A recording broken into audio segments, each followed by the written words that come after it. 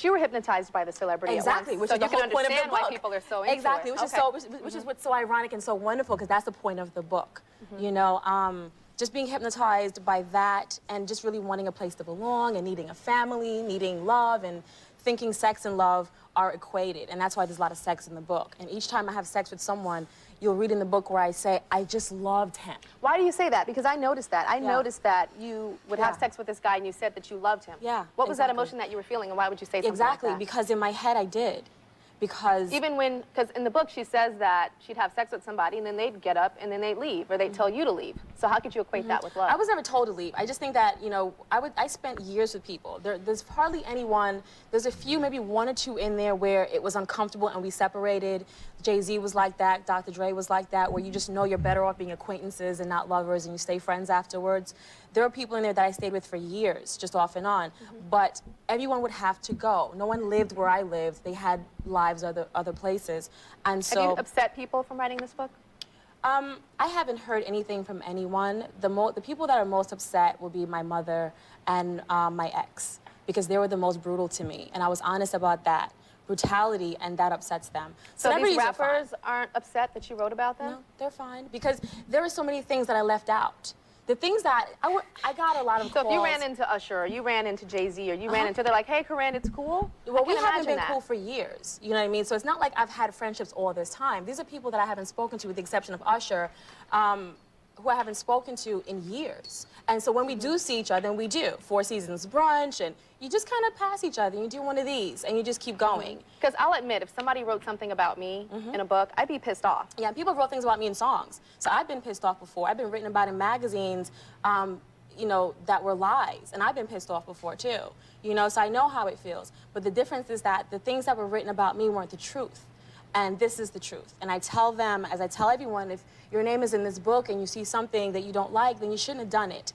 So do you think that you wrote this book because of revenge, out of revenge? No, see, revenge is something that happens when people are miserable and upset and But weren't bitter. you miserable and upset Not when and I wrote bitter? this book. Not when I wrote this book. Corinne, I wrote have this to book- disagree with you, because when I read the book, you were saying that you're really upset that... Tyra is a hater. Yeah, no, it's one of those things too where, like, so there's the traditional intersectional approach, right, where we think about like class, gender, sexuality, etc., race. But like there's also these other arbitrary hierarchies that exist in our society, and I think celebrity is one of them. And this conversation is really interesting to think of, like, celebrity, non-celebrity, and like look at how So, Tyra like, Banks. Tyra compared to like celebrity being the celebrity. Yeah.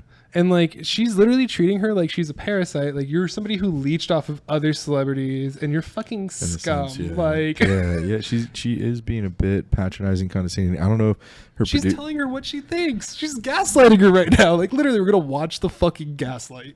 right. I feel like Tyra must have gotten. I'm assuming on some level Tyra must have gotten like a note from the director and or producers like, yo, you got it. These are the questions we want you. This is the tack we want you to take.